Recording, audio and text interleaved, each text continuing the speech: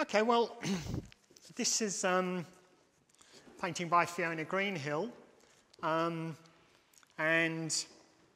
I don't know if I had the authority, but I certainly feel that I have the familiarity to speak about this painting as she's my wife.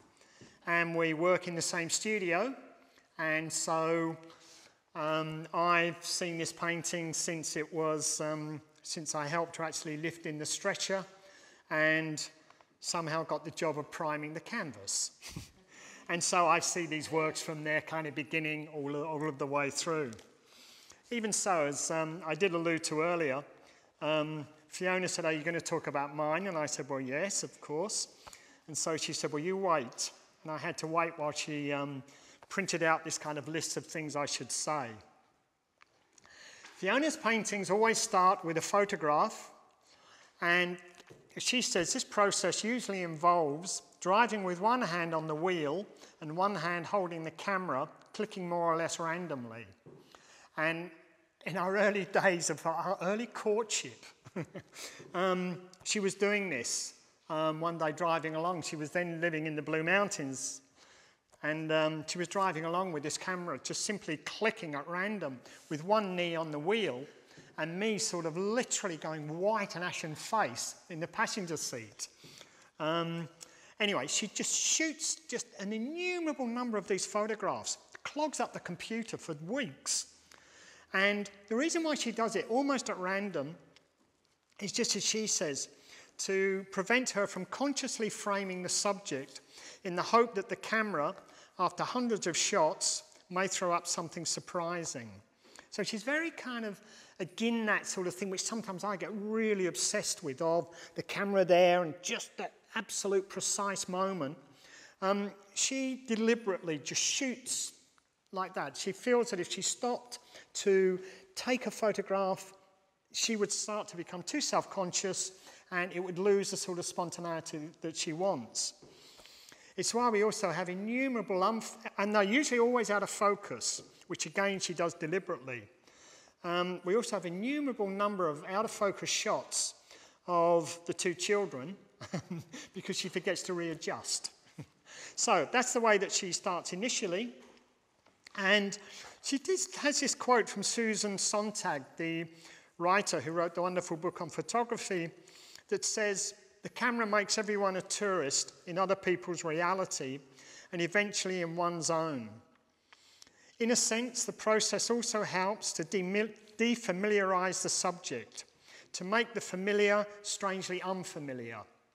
And I think that's demonstrated here by, this is Balmain, where we live and work, and yet the sort of ambiguity that occurs with these lights, although they do tend to focus from a distance, they also dissolve the very familiarity of what it is we're expecting to see. And as Fiona says, she believes that initially she also wanted to capture that same sense of the surreal, the dreamlike appearance that familiar things are imbued with. And she puts in brackets, "after leaving the pub on a bright afternoon." Not quite sure what life she's leading when I'm not there. Anyway, so that's the way that she works that. She attempts to create a painting that replicates the fast movement through a public space, something that we're all very familiar with, particularly in kind of urban situations, with people moving, going by, and we just get this sense of the speed and the time of things that are happening. And she tries to actually seize that moment of moving rapidly through a familiar street between the peripheral awareness of the subject and the broad envelopes of form, what she refers to as the glanced aesthetic, which I think is very appropriate and very accurate. It's really like seeing something for a moment that just goes. And yet the still focused recognition of that glanced moment. And she works predominantly with oils. She used to work with acrylics, but her working modus operandi is to take a photograph, to fastidiously break that photograph down into linear, describes it through linear kind of selection of choosing little kind of discs, almost the pixels within the photograph. And she will isolate certain areas and then with an overhead projector, project that small image which is drawn onto acetate with like a line pen. She projects that onto the canvas and then draws each of those shows and areas with just, again, with a black pen.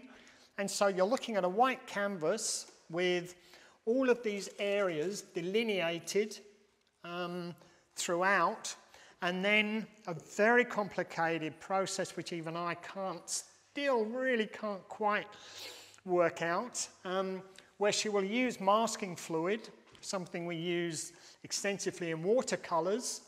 She will put masking fluid over areas and then cover the whole thing with a wash, and once that wash is dried, she will remove the masking fluid and then repeat that process, and we'll do that over and over again until we end up with 3 or 4 different layers with different kind of areas indicated and accentuated.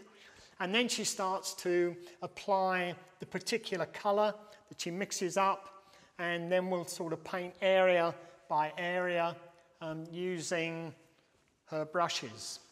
And eventually the painting sort of comes together. What always fascinates me is that standing back from these subjects and seeing them on the net, they really do lock in.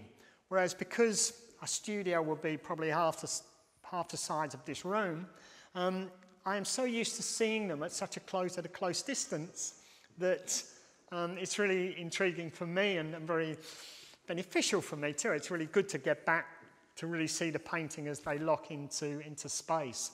A subject matter is invariably, well, it has been locally kind of urban, around Balmain, Parramatta Road, subjects that are around the kind of environment that she lives in. She did 2 years ago win the People's Award and got an honourable mention for a painting which was of a landscape that she painted from Tasmania. So it's not always urban scenes, but they're often quite about the landscape too. Well, as we talked about earlier, we've said that I mentioned about the importance of the urban landscape, of depicting the urban landscape in Australia, and how that has really been going on since really about sort of turn of into the 19th century, from about the 1800s onwards. And as I say, so many of us live in a kind of in an urban environment, that depicting it is obviously very, very natural to us. And I was particularly interested by this painting of Robin Sweeney's, which also was highly commended. I've always been a great fan of Geoffrey Smart's paintings, and Edward Hopper in America, Andrew Wyeth. But with Hopper and Smart in particular, we had that very kind of almost deadpan way of talking about the urban experience and what we as human beings do with that kind of do to the urban environment, and how we make our influence and presence really, really felt. I mean, there is a great history in Australia of kind of images of the houses that we live in. They go back to Eugene von Gerard, when he was painting pictures of colonial houses in order to send back to Europe, and very often as images to boast about the kind of prosperity and just how well the migrants had located. We can even think back to the image back in 1796, I think, by Watling, of the governor's house in Sydney, which was exaggerated in order to try and entice monies from England. But there's a great tradition of painting the houses that we live in. I remember as a student in England in the late 60s, being taught by somebody who's still a dear friend, but an Australian, William Deltaphil Cook, who was teaching at Maidstone Art School. And for the first time, talked about painting just things that the things that we kind of live in. And I saw images that he was painting of the Australian house, of just the kind of the architecture, of the wooden frames. And I thought they were kind of remarkably kind of haunting images. And in this painting of Robins, I think we've got that same deadpan, yet deadpan kind of way of painting of what we do with the environment and how we kind of live in it. It's to some extent certainly kind of droll. It's something that we all see. It's funny, I saw this painting at the opening, and then on the weekend went up to the Central Coast and was driving along and actually sort of playing a game with how many houses we saw that reminded us of this kind of particular painting. And it's one of the wonderful things that good painting does, good landscape painting does, be it urban or rural. It actually teaches us how to view the country that we live in, how to look at what we live in. And I think this painting does that very well indeed. It's very kind of droll with the way that these sort of plants are kind of painted there. I love the way that the sort of intervention, when we just compare the ordered topiary of this front garden, albeit sort of interspersed with this fairly kind of tasteless sort of letterbox right in the centre. And we compare those to this more kind of random tree at the back there. There's this real sense of, as I say, the word I keep using is intervening, and how we actually kind of impose things onto the landscape.